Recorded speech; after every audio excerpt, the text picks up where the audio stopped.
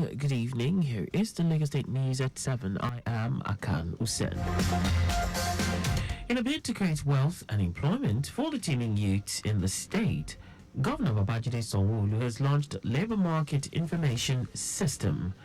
The Labour Market Information System is a network of stakeholders as well as an online platform to communicate data and information related to the job market in the state.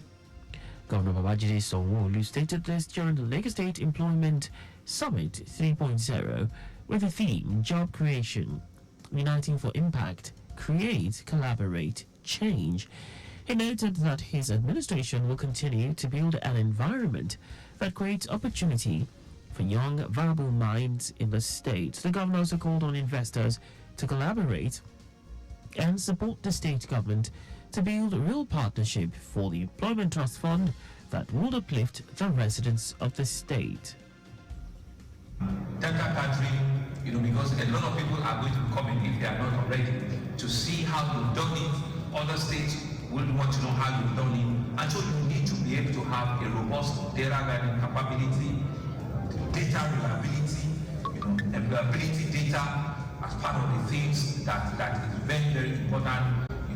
The future of work, skills that is required to ensure that you'll be able to meet not today's needs, but future needs, as at when you.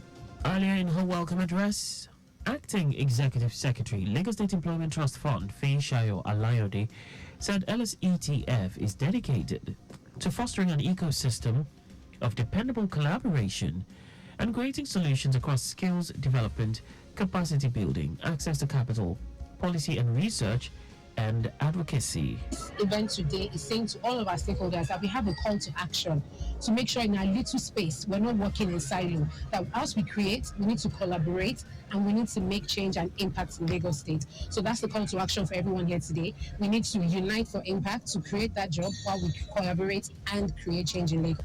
Also, the keynote speaker, Chairman, Faith Foundation, Fola Adeola, said the summit will help develop business guide and empower young people. The Lagos State government has announced plans to launch Sovereign Investment Fund that will cater for its future infrastructural development agenda for the growth and well-being of the state. Governor Babajide Sanwo-Olu stated this when the executive management of Nigeria's Sovereign Investment Authority, led by its Chief Executive Officer Aminu Umar Sadiq, paid him a courtesy call at the Lagos House Marina. Governor Sanwo-Olu said Lagos State is aware of the Nigeria Sovereign Investment Authority projects in and around the state, noting that the state is seeking for more collaboration and intervention programs in the areas of blue economy, food security, among others. He noted that Lagos State is building one of the logistics hubs in the whole of sub-Saharan Africa. The Chief Executive Officer, Nigeria Sovereign Investment Authority, Amin Umar Sadiq, said NSIA is an institution set up to help authorities to receive, manage, invest funds in a diversified portfolio of medium and long-term assets on behalf of the federal government, state government, federal capital territory, and local government area councils in preparation for the eventual depletion of Nigeria's hydrocarbon resources. Umar Sadiq said NSIA also plays a leading role in driving sustained economic development for the benefit of all Nigerians through building a savings base for the Nigerian people, enhancing the development of Nigeria's infrastructure, and providing stabilization support in times of economic stress. Lagos State government has called for calm from residents over the flash flood which the incessant rainfalls experienced throughout the state had caused. Commissioner for the Environment and Water Resources, Tokunbo Wahab, in a statement, explained that Lagos has experienced about 9 hours of non-stop rainfall since the early hours of today. He said this is coupled with heavy rainfall which the state has been experiencing on a daily basis since last week, resulting in a rise in level of the Lagos Lagoon. Wahab explained that the flash floods which inundated areas like Yanoro, linking the Third Mainland Bridge and several other areas, will recede once the rains abate and the level of the lagoon goes down. The commissioner said the state has also deployed officials of the Emergency Flood Abatement Gang to major black spots, including Yanoro, which has been cleared of all blockages.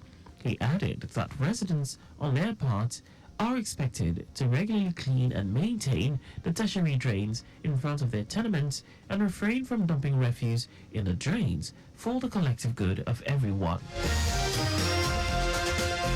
The Lagos State Fire and Rescue Service has cordoned off and commenced search and rescue operations at the site of a collapsed building at number 12 Cameroon Street off Iwela, Mushin, Lagos, near Alafia bus stop.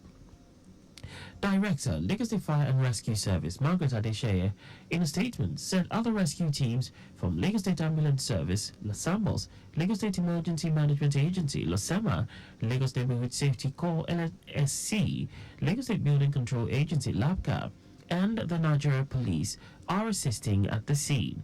Adesheye said there were no casualties reported, but 7 individuals sustained injuries and have been taken to nearby hospitals for medical attention. She said a newly constructed 2-story building collapsed on the boys' quarters of an adjoining building due to the use of substandard materials in its construction. The Lagos State government has re-emphasized its warning to those erecting buildings without obtaining the necessary permits, restating its determination to arrest the spate of illegal construction and building collapse in the state. General Manager of the Lagos State Building Control Agency, LABCA, Bola Oki, gave the warning while reacting to a building with illegal attachment that collapsed in the Mushin area axis of the state. Oki explained that preliminary investigations indicated that substandard materials were used for the infrastructure. He said LABCA had previously served a stop work order and quit notice on the building, which was subsequently sealed but was disobeyed by the property owner. Oki implored residents in the area to desist from erecting any buildings without requisite permits and stop acting against the law by removing government seals on defective buildings, as such untoward act is illegal and capable of putting lives at risk. Just before we go, ensure the registration mark on your vehicle is clear and visible at all times. You can follow us and like all our various social media platforms on X, Traffic Radio 961, Facebook, Lagos Traffic Radio 96.1 FM, Instagram, Lagos Traffic Radio 961, on YouTube, subscribe and watch us live on our channel, Traffic Radio 961. You can also visit our website on www.trafficradio961.ng.